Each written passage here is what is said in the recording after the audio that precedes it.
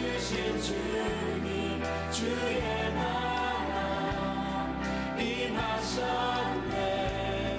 이 땅 위에 주님께 영광.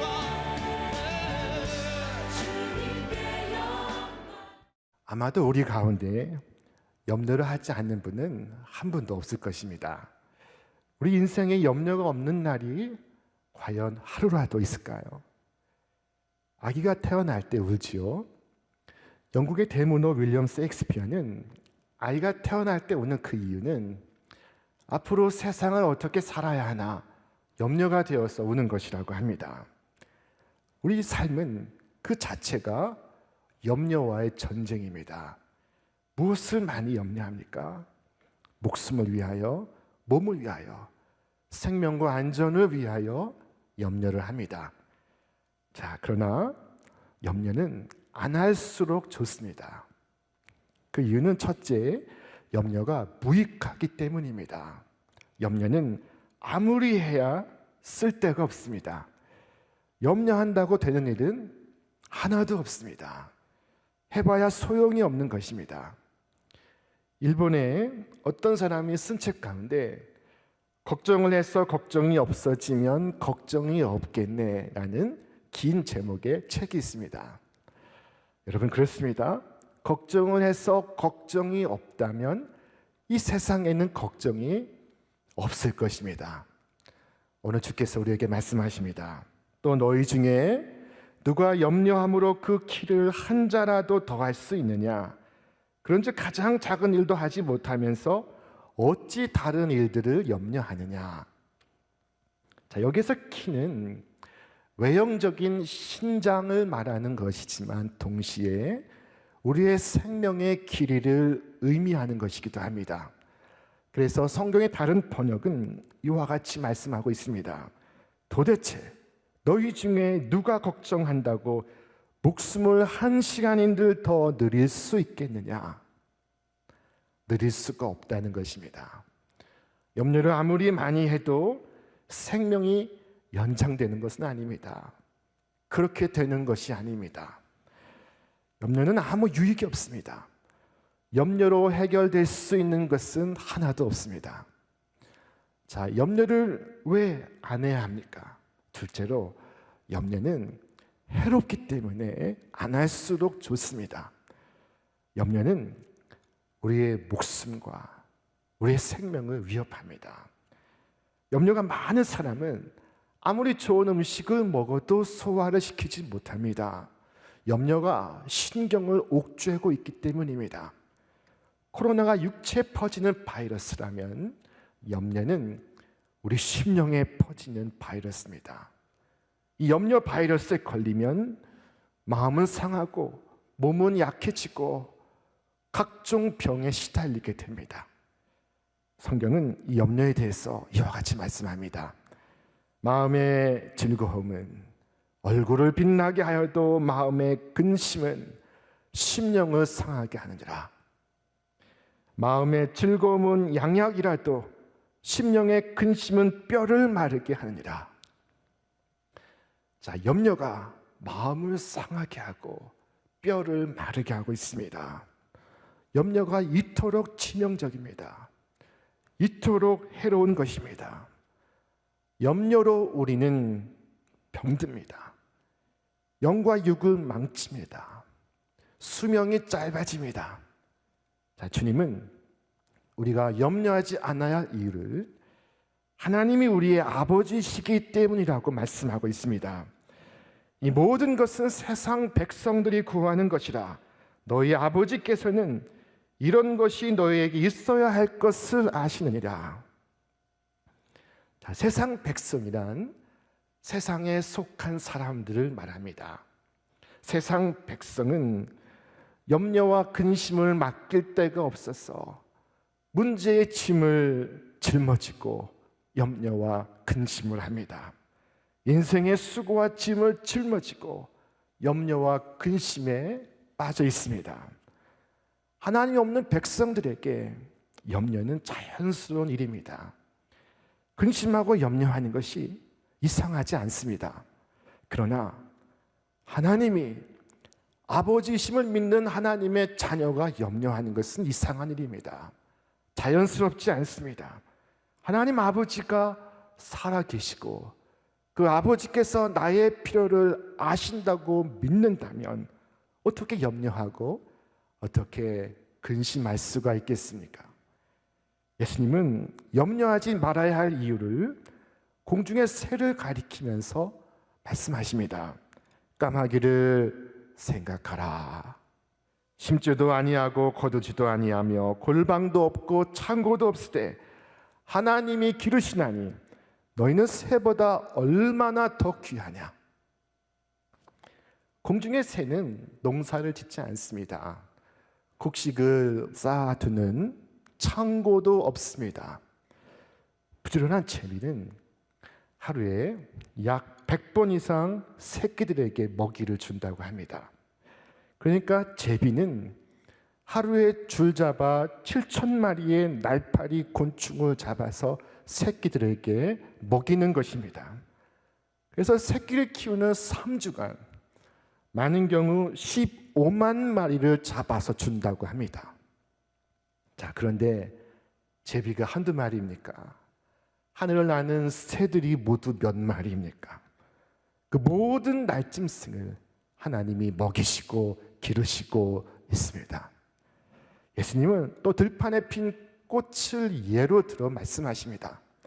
들에 핀 백합화는 돌보아주는 사람 없어도 아름다운 꽃을 피웁니다. 그 꽃은 솔로몬의 부귀와 영화로도 입은 어떤 옷보다 훌륭합니다. 백합화를 생각하여 보라. 실도 만들지 않고 짜지도 아니하니라. 그러나 내가 너희에게 말하노니 솔로몬의 모든 영광으로도 입은 것이 이 꽃 하나만큼 훌륭하지 못하였느니라. 여러분, 백합화의 아름다운 색깔은 어떤 염색업자도 흉내를 낼 수가 없습니다. 그 잎의 섬세한 조직은 어떤 배틀로도 짜지 못합니다. 주님은 오늘 있다가 내일 아궁이에 던져지는 들풀도 하나님께서 이렇게 입히시거든 하물며 너희일까 보냐 믿음이 작은 자들아 말씀하십니다. 새는 새이고 꽃은 꽃이지만 너희는 하나님의 자녀가 아니냐. 새를 먹이시고 꽃을 입히시는 하나님께서 하물며 너희를 돌보시지 아니하겠느냐 말씀하십니다. 이 하물며는 누가복음 속에 우리 예수님의 독특한 화법입니다. 주님의 고유한 어법입니다. 여러분, 이 하물며를 깊이 마음에 생각하시기를 바랍니다. 공중의 새를 먹이시고 들불을 귀하게 입히신다면 하물며 당신의 소중한 자녀를 돌보시지 않겠습니까? 여러분, 이 믿음을 갖고 있으면 염려가 여러분을 향하여 힘을 잃어버립니다. 여러분은 누구입니까? 선지자 스파냐는 우리를 향해 말씀합니다.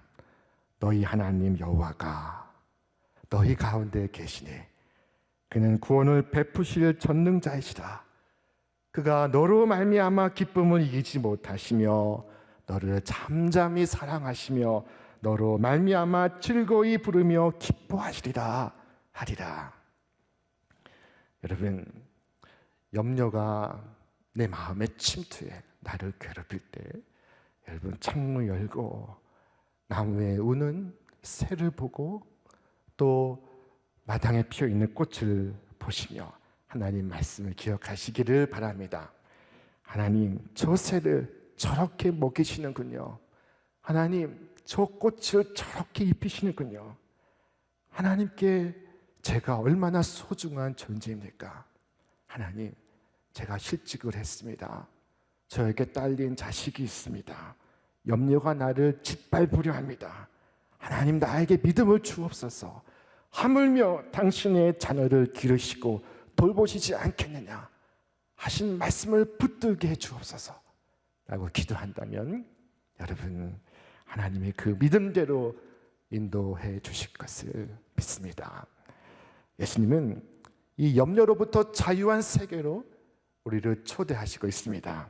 자, 그것은 믿음의 세계입니다. 공중에 나는 새를 보라, 들의 백합화를 보라 하신 그 말씀은 믿음의 눈으로 세상을 다시 보라 하신 말씀입니다. 우리는 새를 보면서 하나님을 보고 들에 핀 꽃을 보면서 하나님을 볼 수 있어야 합니다. 주님은 말씀하십니다. 적은 무리여 무서워 말라. 너희 아버지께서 그 나라를 너에게 주시기를 기뻐하시느니라. 자, 주님은 당신의 자녀를 향하여 little flock이라고 부르십니다. 작은 양떼여. 영어의 이 little에는 작은이라는 뜻도 있지만 우리 주 예수 그리스도의 말씀 속엔 귀여운, 사랑스러운 이런 의미도 담겨 있습니다. 내 귀여운 아이야, 나의 사랑하는 자녀야, 두려워하지 말라 하시는 것입니다. 양은 방어 능력이 없습니다. 날카로운 이빨이 없습니다.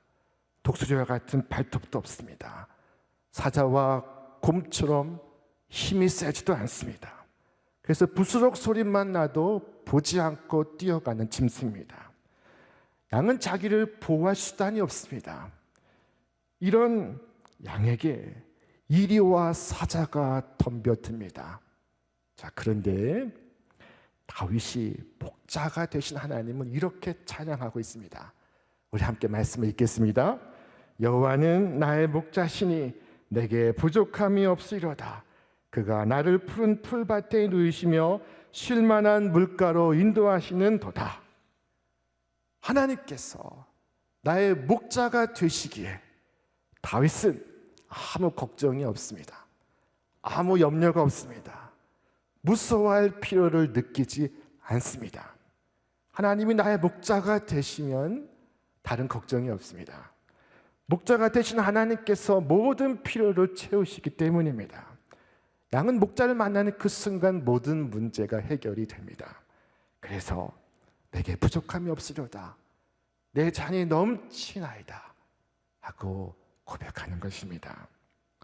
한 5살 된 아이가 있었습니다. 자, 이 아이의 부모님은 어찌나 성실한 부모님인지 아이에게 먹을 것을 먹이고 입힐 것을 입히고 철마다 때마다 필요를 공급하고 아무 불편 없이 어려움 없이 아이가 성장하도록 돌보는 부모님입니다. 그런데 이 어린 것이 맨날 부모님 앞에서 걱정을 합니다. 아침을 먹고 나서는 점심을 또 뭘 먹나? 날은 추워진데 김장은 어떻게 하나? 기름값은 올라가는데 이제 앞으로 어떡하나? 하는 걱정을 합니다. 그런 걱정을 계속하고 있으면 아이는 부모님에게서 책망을 듣습니다. 아이야, 쓸데없는 걱정하지 말고 너는 네 할 일이나 해라. 자, 아이의 지나친 염려는 부모를 욕되게 합니다. 세상 백성들은 끊임없이 염려합니다. 그러나 하나님의 자녀가 염려하고 고민하는 것은 자기 모순이고 자기 정체성을 부정하는 것입니다. 하나님을 욕되게 하는 것입니다. 하나님의 사랑과 하나님의 능력을 부인하는 것입니다. 자, 여러분 염려하지 마십시오. 주께서 우리에게 친히 말씀하십니다. 우리 함께 읽겠습니다. 이 모든 것은 세상 백성들이 구하는 것이라. 너희 아버지께서는 이런 것이 너희에게 있어야 할 것을 아시느니라. 아버지께서 하신다 하신 말씀은 나의 필요를 아시고 나의 필요를 채우신다 하신 말씀입니다. 아기였을 때만 필요를 채우시는 것이 아닙니다. 성인이 되었을 때도 우리의 필요를 채우십니다. 우리는 여전히 하나님의 자녀이기 때문입니다. 대한민국 서울에 살 때만도 아닙니다. 미국 뉴욕에 살 때도 마찬가지입니다. 다윗은 내 평생의 선하심과 인자하심이 반드시 나를 따르리니 라고 고백했습니다. 목자 되신 하나님은 선하심과 인자하심으로 언제나 어디에서나 당신의 자녀를 지키십니다.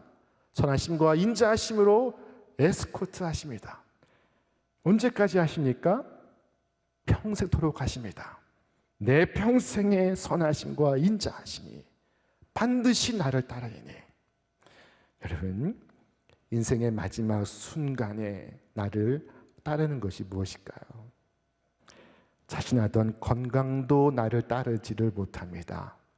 자랑스러운 성공도 나를 따르지를 못합니다. 사랑하는 가족도 나를 따르지를 못합니다. 그러나 그 순간 끝까지 나를 따르는 것이 있습니다. 그것이 바로 하나님의 선하심과 하나님의 인자하심입니다.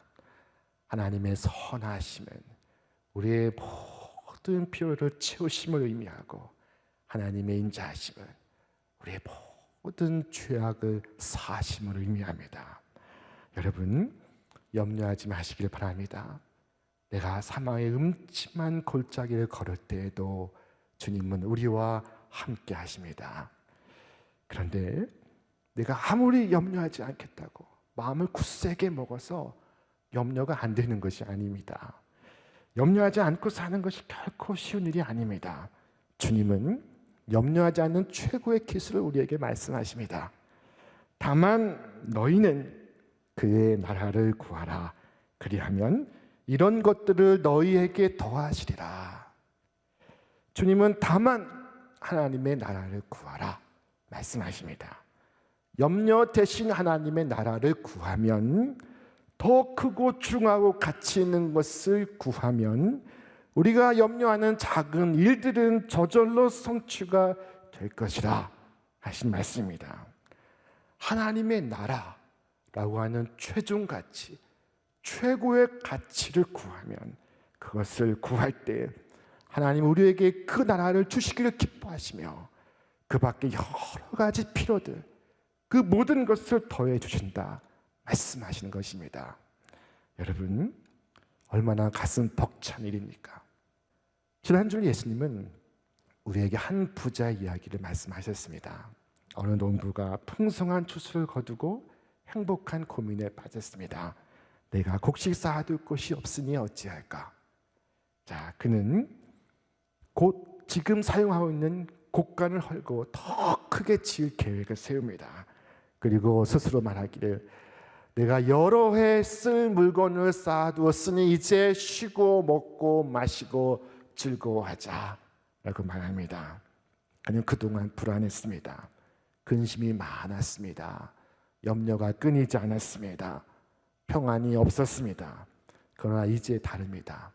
그의 창고에는 여러 해 쓸 물건들이 쌓여 있습니다. 내가 여러 해 쓸 물건을 쌓아두었으니 영혼아, 평안히 쉬고 먹고 마시고 즐기자. 그러나 예수님은 그를 가리켜서 이 어리석은 자야 라고 말씀하십니다. 오늘 주님은 정반대의 상황을 말씀하고 있습니다. 지금 예수님 앞에 있는 사람들은 곳간이 없습니다. 그들의 염려는 남는 재산 가지고 무엇을 할까 하는 것이 아니고, 어떻게 하면 먹을 것과 어떻게 하면 입을 것을 얻을 수 있을까 고민하는 사람들입니다. 오늘 우리 주위에는 이런 경제적 이유로 염려하고 고민하고 걱정하는 분들이 많습니다.